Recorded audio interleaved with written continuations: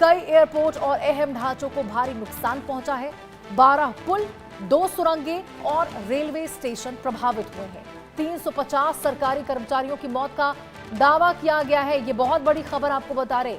नागरिक ढांचे और पर्यटन क्षेत्र को बड़ा झटका लगा है। तो देखिए, ईरान ने अमेरिकी हमलों के बाद बड़े पैमाने पर तबाही का दावा किया है। ईरानी सरकार की प्रवक्ता फातिमेह मोहजेरानी के अनुसार दक्षिण पश्चिम ईरान का बुशहर एयरपोर्ट पूरी तरह से क्षतिग्रस्त हो गया है और अब परिचालन के लायक भी नहीं बचा है।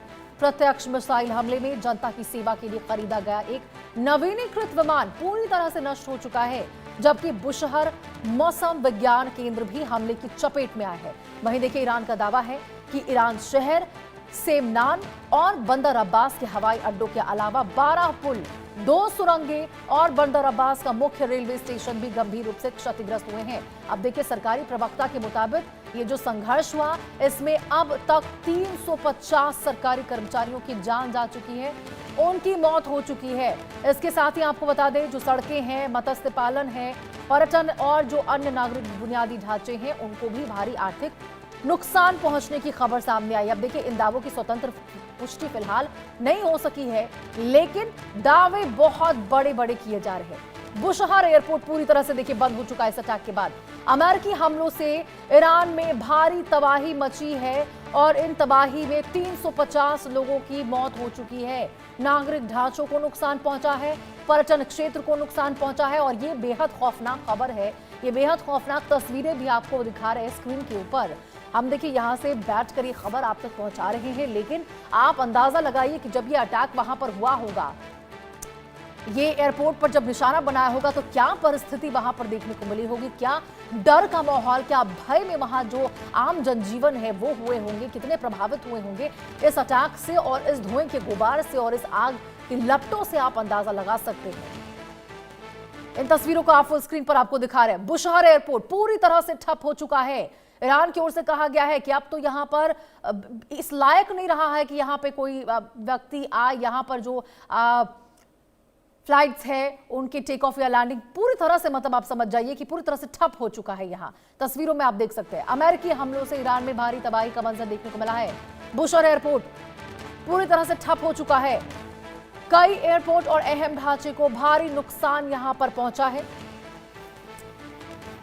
और वहीं देखिए, 12 पुल, 2 सुरंगें, रेलवे स्टेशन प्रभावित होने की खबरें निकलकर सामने आई। हालांकि आपको बता दें, आधिकारिक रूप से फिलहाल इसकी पुष्टि नहीं हुई है, लेकिन कहा जा रहा है कि 350 कर्मचारियों की इसमें मौत हुई है। तो ये बहुत बड़ी खबर आपको इस वक्त की बता रहे हैं। कैसे देखिए, ईरान की ओर से हमले होते नहीं कि अमेरिका पलटवार करता है और यहां पर एक बार फिर से अमेरिका ने भारी नुकसान पहुंचा दिया ईरान को। हालांकि देखिए, अमेरिकी राष्ट्रपति डोनाल्ड ट्रंप की ओर से तो ये कहा जाता है कि उनके डिफेंस सिस्टम को हमने पूरी तरह से तबाह कर दिया है, उनकी सैन्य ताकत को तबाह कर दिया है। तो समझ ये नहीं आता है, सवाल ये उठता है कि फिर यहाँ पर बार बार अटैक अमेरिका की ओर से कैसे किए जा रहे और उसका पलटवार, उसका जवाब देता हुआ ईरान कैसे नजर आ रहा है। यदि आपने पूरी तरह से ईरान को तबाह कर दिया है, उसकी ताकत क्षमता पर चोट किया है और इतनी ताकत ईरान की बची नहीं है कि वो अमेरिका की जो तमाम साझेदार देश है उसके ऊपर हमले करे, अमेरिका के ऊपर पलटवार करने की कोशिश करे या फिर सोचे भी। यदि ऐसा नहीं है, यदि ऐसा है कि तबाह हो चुका है ईरान, तो सवाल उठते हैं देखिए डोनाल्ड ट्रंप के उन तमाम बड़े बड़े दावों पर जो वो करते हैं, डेली बेसिस पर करते हैं, सुबह भी कहते हैं, शाम भी कहते हैं। हर दिन में उनके 10 स्टेटमेंट आते हैं और 10 स्टेटमेंट में उनकी एक बात जो आपने कॉमन नोटिस की होगी कि उन्होंने ईरान को तबाह कर दिया है, उन्होंने ईरान की पूरी जो क्षमता है, सैन्य क्षमता, उसको तबाह कर दिया है और वहां पर कार्रवाई करने लायक कुछ बचा ही नहीं है। उसके बाद ऐसी तस्वीरें देखिए, बुशहर एयरपोर्ट कैसे पूरी तरह से ठप हो चुका है और अब रिहायशी इलाकों को भी अमेरिका देखिए निशाना बना रहा है।